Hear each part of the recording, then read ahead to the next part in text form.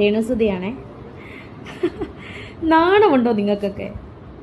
ക്യാമറയുടെ മുന്നിലും അല്ലാതെയൊക്കെ എൻ്റെ കുറ്റം പറയാൻ എന്തൊരു ഇൻട്രസ്റ്റ് എല്ലാത്തിനും, എൻ്റെ ഫാമിലിയുടെയും കുറ്റം പറയാൻ നാണമില്ലല്ലോ. നിങ്ങളൊക്കെ നിങ്ങളുടെ വീട്ടിൽ ചെന്ന് നിങ്ങളുടെ ഭാര്യയുടെയും നിങ്ങളുടെ മക്കളുടെയും കാര്യം നോക്കുക. ഹായ് ഗൈസ്, നമസ്കാരം. എൻ്റെ പുതിയ വീഡിയോയിലോട്ട് എല്ലാവർക്കും സ്വാഗതം. So guys, back with Renu Thankachan's video. ഇപ്പം നിങ്ങളെല്ലാവരും ഒരു നോട്ടം ഉണ്ടാവും, ഇവക്ക് ഇനിയും ഇത് നിർത്താനായില്ലേ, എത്രയാണ് ഞങ്ങൾ കമൻറ്റ് കൂടെ പറയുന്നതൊന്ന് നിർത്ത്. നിങ്ങൾ കമൻറ്റ് കൂടെ പറഞ്ഞിട്ട് കാര്യമല്ല. ആദ്യം ഈ രേഷ്മ തങ്കച്ചൻ ഈ പരിപാടി അങ്ങ് നിർത്തട്ടെ. അങ്ങനെയാണെങ്കിൽ ഓട്ടോമാറ്റിക്കലി നമ്മൾ ഈ പരിപാടി അങ്ങ് നിർത്തും. രേഷ്മ തങ്കച്ചൻ ഡെയിലി പറഞ്ഞോ എന്ന് പറഞ്ഞിട്ട് ഇങ്ങനെ കോൺട്രവേഴ്സീസ് ഇങ്ങനെ ക്രിയേറ്റ് ചെയ്തുകൊണ്ട് നിൽക്കുമ്പോൾ പിന്നെ ഞാൻ പറഞ്ഞില്ലെങ്കിൽ മോശമല്ല, അതാണ് പറയുന്നത്. നിങ്ങൾ സബ്സ്ക്രൈബേഴ്സ് ഒന്നും cool guys, okay, cool. Okay, അപ്പോൾ രേഷ്മ തങ്കച്ചൻ ഇന്നലെ ആളുടെ ഇൻസ്റ്റഗ്രാമിൽ പോസ്റ്റ് ചെയ്ത ഒരു വീഡിയോ കണ്ടു. സംഭവം ക്യൂട്ടായി വന്നതാണോ എന്ന് എനിക്കറിയില്ല. കണ്ടപ്പോൾ സത്യസന്ധമായി പറഞ്ഞാൽ കള്ളിയങ്കാട്ട് നീലീനെ പോലെ എനിക്ക് തോന്നിയിട്ടുള്ളത്. എന്തൊക്കെയാണ് കണ്ണിന് മുകളിൽ കാണിച്ചിട്ടുള്ളത്. ഞാൻ തന്നെ ആദ്യം വീഡിയോ കണ്ടിട്ട് കുറച്ച് നേരം ഇരുന്ന് ചിരിച്ച്. നമുക്ക് ആദ്യം ആ വീഡിയോ ഒന്ന് നോക്കിയിട്ട് ബാക്കി കുറച്ച് കാര്യങ്ങളിലോട്ട് പോകാം. രേണുസുതിയാണേ. നാണമുണ്ടോ നിങ്ങൾക്കൊക്കെ? ക്യാമറയുടെ മുന്നിലും അല്ലാതെയൊക്കെ എൻ്റെ കുറ്റം പറയാൻ എന്തൊരു ഇൻട്രസ്റ്റ് എല്ലാത്തിനും, എൻ്റെ ഫാമിലിയുടെയും കുറ്റം പറയാൻ നാണമില്ലല്ലോ. നിങ്ങളൊക്കെ നിങ്ങളുടെ വീട്ടിൽ ചെന്ന് നിങ്ങളുടെ ഭാര്യയുടെയും നിങ്ങളുടെ മക്കളുടെയും കാര്യം നോക്കുക. എൻ്റെ കാര്യം നോക്കാൻ ഞാൻ നിങ്ങളെ ആരെയും ഏൽപ്പിച്ചിട്ടില്ല. ഫസ്റ്റ് ഓഫ് ഓൾ, ഞാൻ കല്യാണം കഴിച്ചിട്ടില്ല. എനിക്ക് നോക്കാനുള്ളത് അച്ഛനെയും അമ്മേനെയാണ്. അവരെ ഞാൻ നന്നായിട്ട് നോക്കുന്നുണ്ട്. ആൻഡ് രണ്ടാമത്തെ ഒരു കാര്യം, എൻ്റെ അച്ഛൻ്റെയും അമ്മേൻ്റെയും കാര്യം എനിക്ക് വീട്ടിൽ നോക്കിയാൽ മതി. എൻ്റെ അച്ഛനും അമ്മയും യൂട്യൂബിൽ വന്നിട്ട് വേണ്ടാത്ത തോന്നിവാസങ്ങളോ അല്ലെങ്കിൽ സോഷ്യൽ മീഡിയയിൽ വന്ന് വേണ്ടാത്ത പരിപാടി ഒപ്പിക്കുന്നില്ല. അത് ഒപ്പിക്കുന്ന സമയം അവരെ മര്യാദയ്ക്ക് നിർത്തിക്കോളാം. നിങ്ങൾ അങ്ങനത്തെ ഒരു പേക്കൂത്ത് കാണിക്കുന്ന സമയത്ത് സംസാരിക്കണമല്ലോ, അതുകൊണ്ടാട്ടോ. ബാക്കി കേൾക്കാം. പിന്നെ ഞാൻ എന്ത് ചെയ്യുന്നു, എങ്ങനെ ചെയ്യുന്നു, അതെൻ്റെ ഇഷ്ടമാണ്. പിടികിട്ടിയോ? എൻ്റെ കെട്ടിയോനല്ല നിങ്ങൾ, അല്ലെങ്കിൽ എൻ്റെ തന്തയല്ല നിങ്ങൾ. ഇരുന്ന് കുറ്റം പറയുന്നവരോട് അത് തന്നെയാ പറഞ്ഞ രേഷ്മ തങ്കച്ചൻ. നീ എന്ത് ചെയ്യണമെന്ന് നിൻ്റെ ഇഷ്ടമാണെങ്കിൽ ഞാൻ എന്ത് ചെയ്യണമെന്ന് എൻ്റെ ഇഷ്ടമാണ്. എൻ്റെ യൂട്യൂബ് ചാനലിൽ എൻ്റെ ക്യാമറ ഉപയോഗിച്ച് ഞാൻ എഡിറ്റ് ചെയ്ത് ഞാൻ ഇടുന്നു. അതെൻ്റെ ഇഷ്ടമല്ലേ, അതിനെന്തിനു നീ കയറി പറയുന്നേ? എന്താണ് രേഷ്മ തങ്കച്ചൻ? ഇത് കുറ്റം പറയുന്നവരോടാ പറയുന്നത്. വീട്ടിൽ ചെന്ന് നേരെ നിങ്ങളുടെ കാര്യം നോക്കുക. അപ്പം ഭാര്യ മക്കളും ഇല്ലാത്തവർ അവനവൻ്റെ കാര്യം നോക്കി ജീവിക്കുക, എൻ്റെ അടുത്തല്ല. പിന്നെ ഇതൊക്കെ കണ്ട് രേണുസുതി അങ്ങ് കരഞ്ഞ് തളർന്ന് നെവർ. അത് വെറുതെ നിങ്ങളുടെ തോന്നലുകൾ മാത്രമാണ് സഹോദരങ്ങളെ. സോ ഇതൊന്നും ഞാൻ കാണത്തുമില്ല, എനിക്കതിൻ്റെ ആവശ്യമില്ല. എൻ്റെ ദേഹത്തേക്കുന്നത് മാത്രമേ എന്നെ തളർത്തത്തുള്ളൂ, അല്ലാത്ത ഒന്നും എന്നെ തളർത്തത്തില്ല. ഇതൊക്കെ എൻ്റെ ഫ്രണ്ട്സ് പറയുമ്പോഴാണ് ഞാൻ അറിയുന്നത്. ജയ് ഹിന്ദ്. അപ്പോൾ ഇന്നത്തെ പ്രസംഗം കഴിഞ്ഞിരിക്കുകയാണ്. ഹലോ മിസ്റ്റർ അല്ല മിസ്സിസ് രേണുസുതി, സോറി രേഷ്മ തങ്കച്ചൻ. നിങ്ങൾ ഈ രേണുസുതി എന്ന് പറഞ്ഞുകൊണ്ടാണ് ഞാൻ പറഞ്ഞത്. താങ്കളെ വിചാരം ഞാൻ ഈ വീഡിയോ ചെയ്യുന്നത് താങ്കൾ കാണാനും കരയാനും സ്വഭാവം മാറ്റാനും എന്നാണോ? നോ. ഞങ്ങൾ യൂട്യൂബിൽ ഞങ്ങളുടെ മോഡ് എന്ന് പറയുന്നത് കണ്ടൻറ് ക്രിയേഷനാണ്, അല്ലെങ്കിൽ റിയാക്ഷൻ വീഡിയോസാണ്. നിങ്ങൾ കണ്ടൻറ് ഇട്ട് തന്നാൽ ഞങ്ങൾ റിയാക്ട് ചെയ്യും, ഞങ്ങൾ വീഡിയോ ഇടും. നിങ്ങൾ മാറരുത് എന്നാണ് ഞങ്ങൾ ആഗ്രഹിക്കുക. കാരണം മാറിയിട്ടുണ്ടെങ്കിൽ ഞങ്ങൾക്ക് വേറെ കണ്ടൻറ് ഒന്നും കിട്ടില്ലല്ലോ. നിങ്ങൾ മാറരുത് എന്നാണ്. ആറ്റിറ്റ്യൂഡൊക്കെ നല്ലതാണോ? പട്ടിഷോയുള്ള ആറ്റിറ്റ്യൂഡ് കാണുന്ന സമയത്ത് അൾട്ടിമേറ്റ് പുച്ഛം തോന്നുക. ഈ ഒരു സാധനം കണ്ടിട്ട് എന്താ തോന്നുന്നത് എന്നുള്ള കാര്യം സത്യസന്ധമായി പറഞ്ഞാൽ എനിക്കറിയില്ല. ഭയങ്കര കോമാളിത്തരം കളിച്ച പോലെയാണ് എനിക്ക് തോന്നുന്നത്. നിങ്ങളെപ്പോലൊരു നന്ദി കെട്ട സ്ത്രീനെ ഞാൻ കണ്ടിട്ടില്ല. 2 കൊല്ലം മുമ്പ് എനിക്ക് വീട്ടിൽ വാടകയ്ക്ക് അടയ്ക്കാൻ പോലും പൈസ ഇല്ല എന്ന് പറഞ്ഞിട്ടാണ് 24 ന്യൂസ് ചാനൽ എന്നെ കണക്ട് ചെയ്തുകൊണ്ട് ഫിറോസ് ഭായ് നിങ്ങൾക്കൊരു വീടുണ്ടാക്കി തന്നത്. അത്യാവശ്യം നല്ല വീടാണ്, നമ്മളെല്ലാവരും എൻ്റെ ഹോം ടൂറാണ് കണ്ടത്. എന്നിട്ട് ഈ മഴയത്ത് മഴച്ചാറ്റിൽ അടിച്ചുകൊണ്ട് വെള്ളം വീട്ടിൻ്റെ ഉള്ളിൽ കയറിയതിന് ചോർച്ചയുള്ള വീട് ഉണ്ടാക്കി തന്നേ എന്ന് പറഞ്ഞ് നാറ്റിച്ച വ്യക്തിയല്ലേ നിങ്ങൾ? നിങ്ങളാണോ ഈ പ്രസംഗിക്കാൻ നിൽക്കുന്നത്? ഹോ, രേഷ്മ തങ്കച്ചന് ഇതൊന്നും കൊള്ളില്ല നമുക്കറിയാം. കാരണം ഹിപ്പോപ്പൊട്ടാമസിൻ്റെ തൊലിനേക്കാളും കട്ടിയാണ്. അപ്പോൾ പെട്ടെന്നൊന്നും ഇത് ഏൽക്കൂല. അപ്പോൾ ഇന്നലെ റോഹനുമായി ബന്ധപ്പെട്ടിട്ടുള്ള സെക്കൻഡ് ഇൻ്റർവ്യൂ വന്നിട്ടുണ്ട്. അതിൽ വളരെ കോമഡി ആയിട്ടുള്ള 2 കാര്യങ്ങൾ വന്നിട്ടുണ്ട്. അതൊന്ന് കാണിച്ചു തരാം കേട്ടോ. കേക്ക് മുറിച്ചെന്ന് ഞാൻ കണ്ടില്ല. അപ്പൊ ഈ ഒന്നും കാണുന്നില്ല. സത്യമായിട്ടും സത്യം. ലാലേട്ടൻ വരെ ചെയ്യണ എന്തെങ്കിലുമൊക്കെ വീഡിയോസും അല്ലെങ്കിൽ സിനിമകളൊക്കെ കാണാൻ സമയം കിട്ടുന്നതാണ് പറയുന്നത്. അത്രയും സമയം കിട്ടാനില്ല, ഞാൻ അങ്ങനെ കാണാറില്ല. പാട്ട് കേൾക്കുന്നവര് ശരിക്കും ഇങ്ങനൊരു വിഷയം വരുമ്പോ റോഹൻ ഈ പൊളിച്ചടാ. നിൻ്റെ ഇൻ്റർവ്യൂസിലെ ഒരു ഡൈഹാർഡ് ഫാനാണ് ഞാൻ. കാരണം നമ്മൾ എന്താ ആഗ്രഹിക്കണമെന്ന് അല്ലെ നമ്മൾ എന്താ ചോദിക്കണം എന്ന് ആഗ്രഹിക്കുന്ന പച്ചയായി ചോദിക്കുന്ന ഒരാളാണ് റോഹൻ. റോഹൻ ഇതിൽ ചോദിച്ചത് എന്താണെന്ന് വെച്ചാൽ, രേഷ്മ തങ്കച്ചൻ 24 മണിക്കൂറും എൻ്റെ കിച്ചു, എൻ്റെ മോൻ, എൻ്റെ കിച്ചു, എന്നെ അഭിനയിക്കാൻ വിടുന്ന, എനിക്ക് സ്വാതന്ത്ര്യം തരുന്ന, എൻ്റെ എല്ലാവുമായിട്ടുള്ള കിച്ചുവിൻ്റെ യൂട്യൂബ് ചാനൽ 100K കിട്ടിയിട്ട് കേക്ക് കട്ട് ചെയ്തത് അറിഞ്ഞില്ല എന്ന്. എന്തേത് തിരക്കാ? ലാലേട്ടനും മമ്മൂട്ടിക്ക് പോലും തിരക്കില്ല. എനിക്കിതൊന്നും കാണാനുള്ള ടൈമില്ല, ഞാൻ ഇതൊന്നും കാണുന്നില്ല, ഞാൻ ഫുൾ ടൈം അഭിനയത്തിൽ ബിസിയാണ്. ഈ അഭിനയത്തിൽ ബിസിയായ ഈ ലേഡി തന്നെ പറയുന്ന അടുത്ത സ്റ്റേറ്റ്മെന്റ് കണ്ടോ? ഇല്ല, കിട്ടുന്നത് 3-4 രൂപയ്ക്കൊക്കെയാണ് ഞാൻ ഷോർട്ട് ഫിലിം. അവർക്കറിയാം, തരുന്നവർക്കറിയാം. ഏറ്റവും കൂടുതൽ 5 രൂപയ്ക്കൊക്കെയാണ് ഞാൻ പോകുന്നത്. അപ്പൊ അത് കിട്ടുന്ന അറിയാലോ. അത് എനിക്ക് മാത്രമേ വരുമാനമുള്ളൂ വീട്ടില്. റേഷൻ അരിയുള്ള കൊണ്ട് ഓക്കെ. അതുപോലെ ഞാൻ കിച്ചുവിന് പോക്കറ്റ് മണി ഞാൻ കൊടുക്കാറുണ്ട്. അവൻ എന്റെ മോനാണ്, അവന് ആവശ്യങ്ങളുണ്ട്, ഞാൻ കൊടുക്കാറുണ്ട്. എന്നെ കൊണ്ട് കഴിയുന്ന പോലെ അവൻ ചോദിച്ചില്ലേ പോലും ഞാൻ കൊടുക്കാറുണ്ട്. അവൻ ചോദിക്കാറുണ്ട്.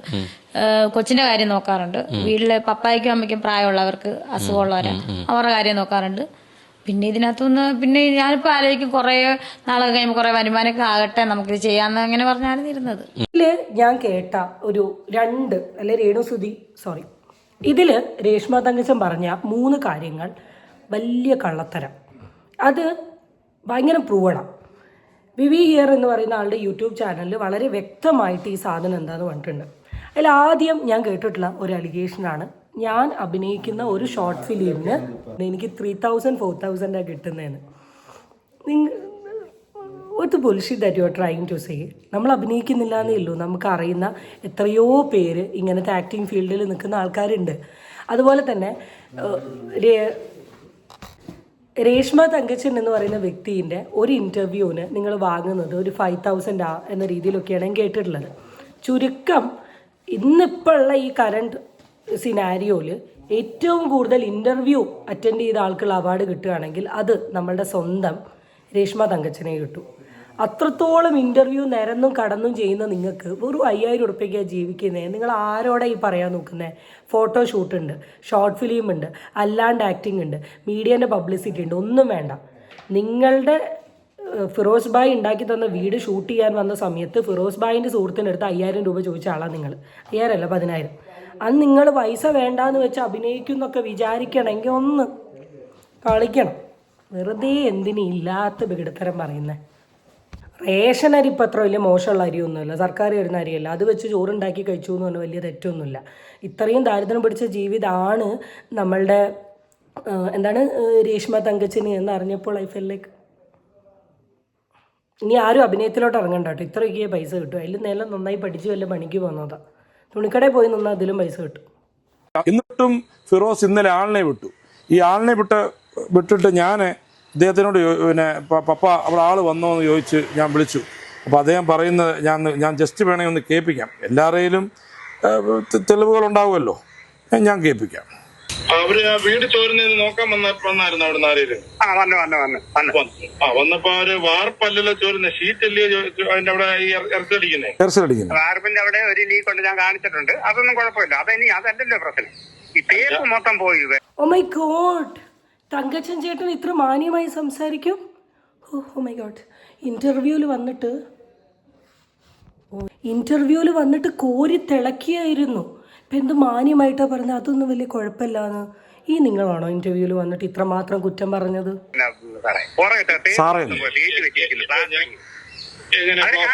അവര് കണ്ട എഞ്ചിനീയറാ വന്നിരിക്കും. എഞ്ചിനീയറും അതിന്റെ മെയിൻ പണിക്കാരനെ വന്നിരിക്കുന്നത്. അപ്പൊ അവരത് കണ്ടിട്ട് പോട്ടെ. ഞാൻ പറയട്ടെ, 1 കോടി രൂപയുടെ പണിഞ്ഞാലും ചില വീടുകളിൽ നല്ല അവിടെ വൃക്ഷങ്ങളൊന്നും ഇല്ലെങ്കിൽ നല്ല വെയിലടിക്കുകയാണെങ്കിൽ പിന്നെ ഈ തേപ്പൊക്കെ ചെറിയ പൊട്ടലുണ്ടാവും, ഒക്കെ ഉണ്ടാവും. സർവ്വസാധാരണമാണ്. ഞാനൊരു കാര്യം വീഡിയോ ശരിക്കും ഇട്ടത് നോട്ട് ടു റിയാക്ട് ആണ്.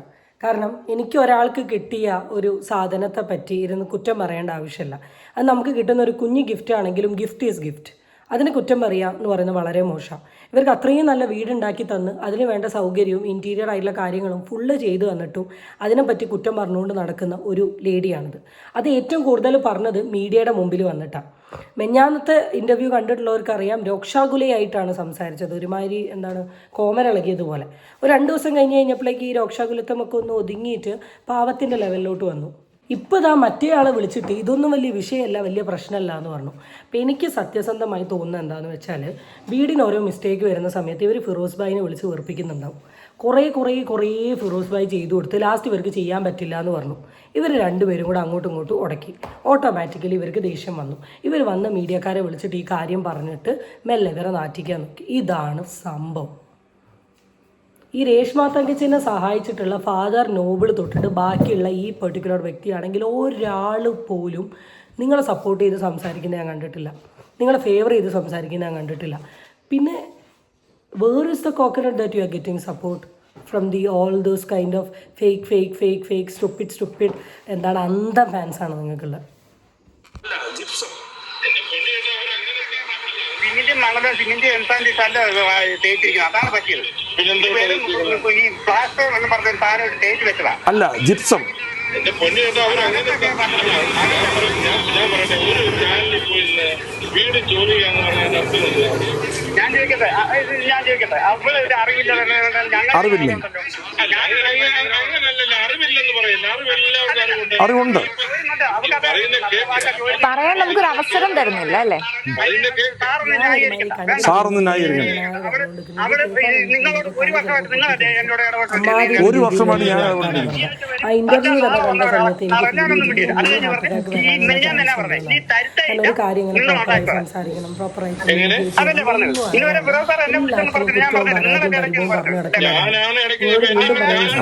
താങ്കൾക്ക് ഇതിൽ പറയാനുള്ള റൈറ്റില്ല. ആ വീട് കൊടുത്തിരിക്കുന്നത് കിച്ചുവിനും ഋതപ്പനും സുധി എന്ന് പറയുന്ന വ്യക്തിയുടെ വൈഫിന് മാത്രമാണ്. നിങ്ങൾ എന്തിനാണ് ഇതിൽ കയറി ഘോര സംസാരിക്കുന്നത്, പ്രസംഗിക്കുന്നത്, കുറ്റം പറയുന്നത് എന്നുള്ളത് ഇപ്പോഴും അറിയില്ല. ഓക്കെ, എന്തിൻ്റെ ബേസിലാണെങ്കിൽ ആ വീട് കൊടുത്തത് ഈ 3 ആൾക്കാർക്കാണ്, മെയിനായിട്ട് ഈ 2 ആൾക്കാർക്ക്, ആ 2 മക്കൾക്ക്. അവർക്ക് പരാതി ഉണ്ടെങ്കിൽ അവർ പരാതി പറഞ്ഞോട്ടെ. അവർ പരാതി പറഞ്ഞു കഴിഞ്ഞിട്ട് നമുക്ക് ബാക്കി നോക്കാം. അതുകൊണ്ട് നിങ്ങളെ ഈ മോളെ പബ്ലിസിറ്റിയിലോട്ട് കൊണ്ടുവരാൻ വേണ്ടി നിങ്ങൾ കളിക്കുന്ന ഈ കാര്യങ്ങളൊന്നും മൈൻഡ് ചെയ്യാൻ ഇപ്പം നമുക്ക് നേരല്ല. ഞങ്ങൾ പോയി പണിയെടുക്കട്ടെ. വണക്കം ഗൈസ്, ബൈ. രേഷ്മ തങ്കച്ചൻ, തങ്കച്ച.